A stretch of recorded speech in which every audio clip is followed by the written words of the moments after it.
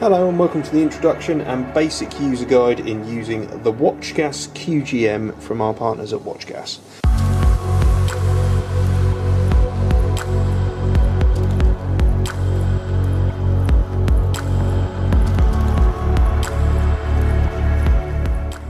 So to begin with, you can turn the instrument on, press and hold the button, 3, 2, 1. And the unit will power on and go through its standard startup process. So as we can see, we've got a 4-gas monitor here with LEL, O2, CO and H2S. We have instantaneous warning and danger alarms as well as STEL and TWA alarms. There's a full event history available within the unit to data download via the integrated infrared port on the top. We also have full charging capabilities. There are 2 versions of the QGM. There are the catalytic bead version and there is also the infrared version. So the catalytic bead has a standard operating time of around 12 to 20 hours depending on operation and the amount of alarms, and the infrared version can run up to 2 months continuously from one single charge of around 3 to 4 hours. So now we can demonstrate an alarm by adding some gas to the end of the unit using the integrated calibration adapter. So by applying some gas on the end of the unit, you should see relatively quickly the unit in a high alarm state, and it gives us instantaneous readings of the gas level on the screen.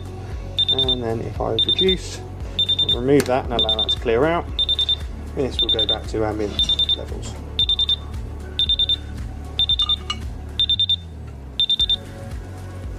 So general operation of the unit is to scroll through some of the measurement criteria.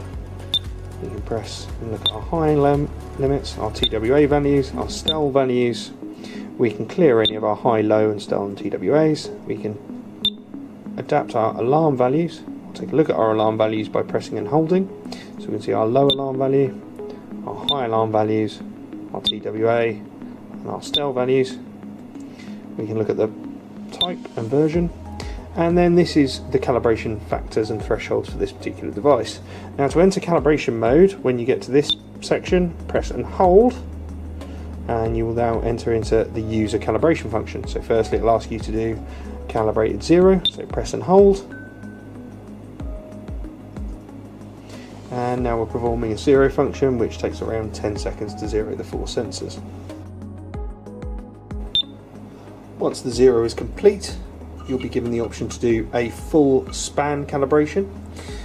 So if we just skip over to cal span, we can apply the calibration cap, and should we wish to do a user calibration, we can press and hold the button and open up our counter gas, and now it will take 90 seconds to perform a full span calibration on the sensors on this unit.